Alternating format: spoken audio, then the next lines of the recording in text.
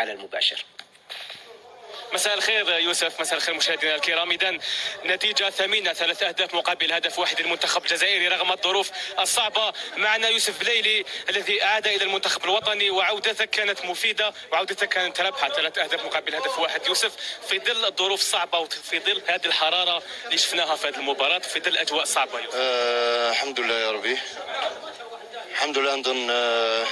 نظن هذه المقابله كما شفتوها شافها الشعب الجزائري، حراره شديده والمنافس يلعب قوه بدنيه، مي الحمد لله عرفنا نجيروا الماتش وين سجلنا 3 اهداف.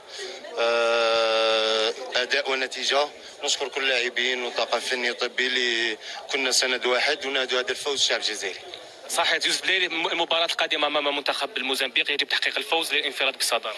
بيان سور المقابله الجايه ان شاء الله لازم 3 بوان باش نولوا احنا هاربين الاولين، هاربين 3 بوان باذن الله. كما قلت نقول الشعب الجزائري وقف معنا في تيزي ويزو باش نربحوا ان شاء الله. دائما يوسف دخولك كان حاسم، دخلت مقدم تمريره حاسم.